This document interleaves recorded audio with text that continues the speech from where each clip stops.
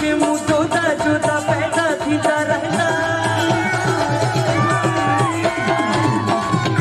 होशू के मुँह जोता जोता पैदा थींदा रहंदा